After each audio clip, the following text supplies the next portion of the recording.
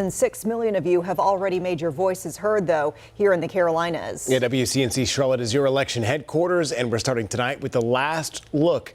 In the last group of polls, the final national NBC News polls finds a neck-and-neck contest. You're probably not surprised by that. Both Kamala Harris and Donald Trump getting support from 49% of registered voters. Just 2% say they're unsure about the choice. And tonight we're also looking to some of the surprising data from early voting. Yeah, WCNC Charlotte's Julie Kay breaks down the growing gender gap tonight.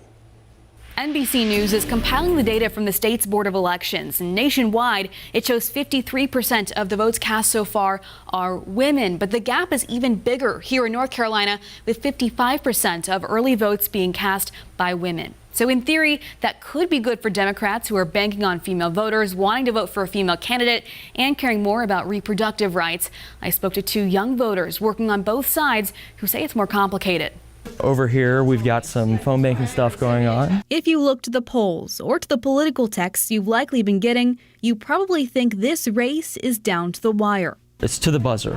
Especially if you're like Eric Willoughby, Mecklenburg County Democratic Party. making those phone calls for the Democratic Party. You keep hearing that doorbell. People are coming in, taking lists, grabbing literature, hitting doors. If you look even closer, you'll find a gap you wouldn't expect. The final NBC News poll has women supporting Harris by a 16-point margin and men backing Trump by 18 points. But at the North Carolina Federation of Young Republicans, you wouldn't know.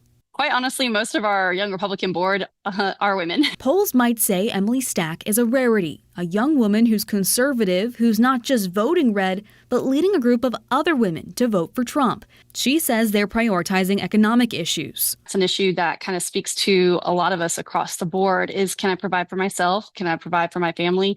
Personally, can I provide for my dogs? Polls say Willoughby is just as rare, the 18-year-old serving as the state's youngest delegate at the DNC and working to protect reproductive rights. When I talk to young men, they're worried about Donald Trump. I mean, when we look at reproductive health care, that impacts both men and women. Though these two have very different ballots, It seems like a lot of them are more fired up. they both could be signs that this election isn't so black and white. I think polls do a really bad job of capturing people. And young voters like them might not fit the bill. Now, all this said, a Harvard poll found the gap between candidates is even bigger amongst young voters. It has Harris leading Trump by 20 points amongst registered voters under 30. But it really is going to come down to what happens Tuesday night and in the week after. Back to you.